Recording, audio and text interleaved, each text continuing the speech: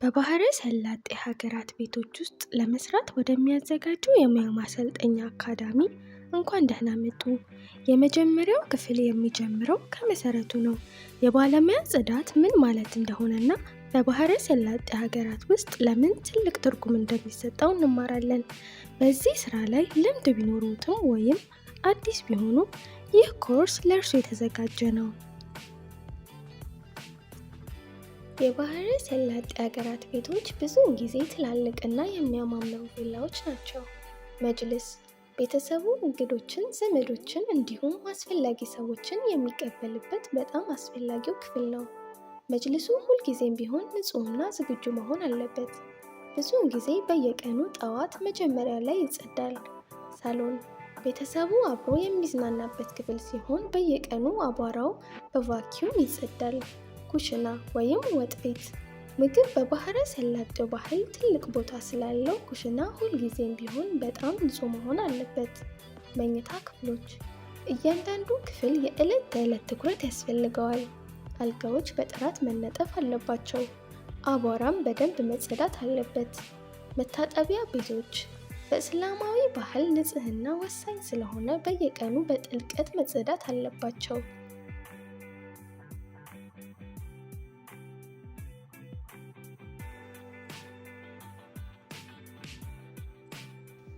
የጽዳት ባለሙያ የሚታየውን ቦታ ብቻ ሳይሆን የማይታዩ ድብቅ ቦታዎችንም ማጽዳት ይጠበቅበታል።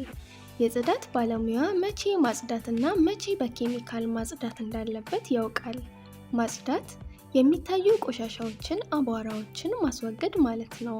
በኬሚካል ማጽዳት ይህ ጥልቀት ያለው ደረጃ ሲሆን ጀርሞችና ባክቴሪያዎችን ሙሉ በሙሉ ይገላል።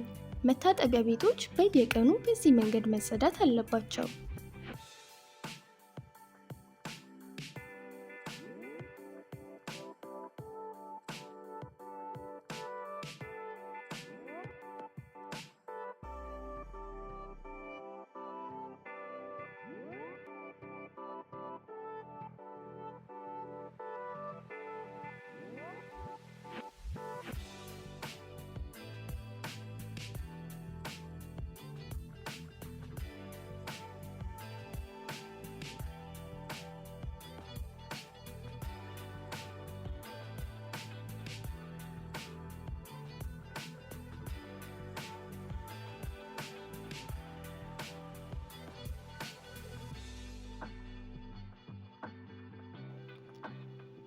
ባህል፣ ሃይማኖትና አመለካከት በአረብ ሀገራት ንጽህና ከሃይማኖትና ከባህል ጋር በጥብቅ የተያያዘ ነው።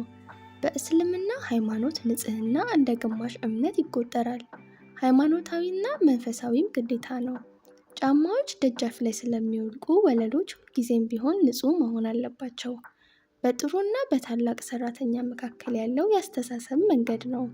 የባለሙያ አስተሳሰብ ማለት በስራ መኩራት፣ ቀጣይነት ያለውን ስራ መስራት፣ ለትናንሽ እና ለዝርዝር ነገሮች ትኩረት መስጠት፣ አክብሮትና ተግባቦት ማለት ነው።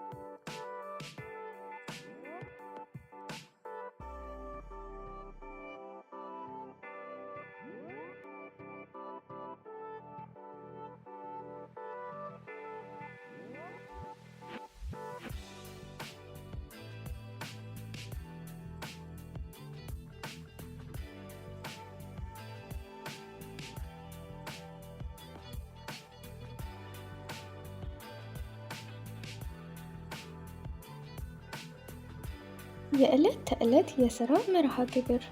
ጠዋት በጣም አስፈላጊው ጊዜ ነው። መስኮቶችን መክፈት፣ አልጋዎችን ማንጠፍ፣ መታጠቢያ ቤቶችን ማጽዳትና ኩሽናውን ማስተካከል ያስፈልጋል።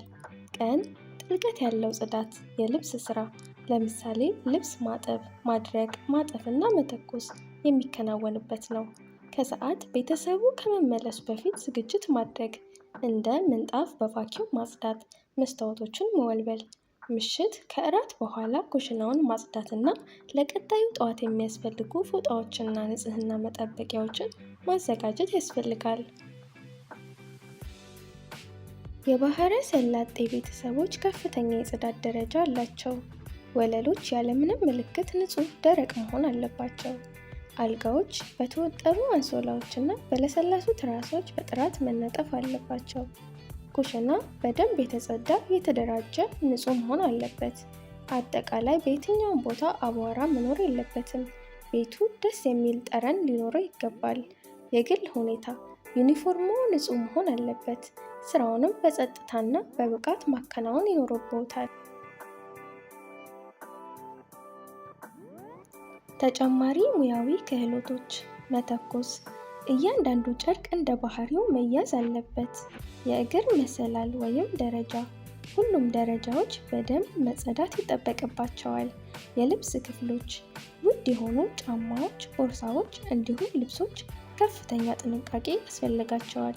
የጸሎት ቦታ፣ ቤተሰቡ መንፈሳዊ ግዴታውን የሚወጣበት ቦታ ስለሆነ ሁልጊዜም ፍጹም ንጹህ ሊሆኑ ይገባቸዋል።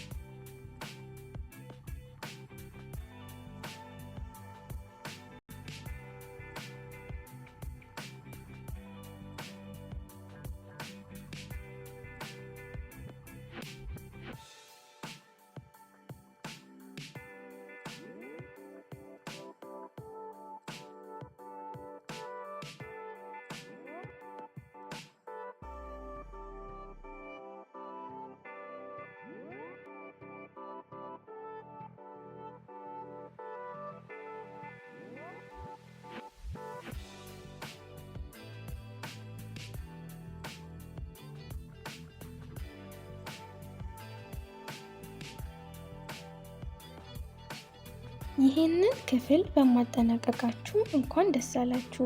በሚቀጥለው ክፍል ስለ ጽዳት መሳሪያዎችና ኬሚካሎች እንማራለን። እባካችሁ ቀጣዩን ክፍል በጥሞና ይከታተሉ።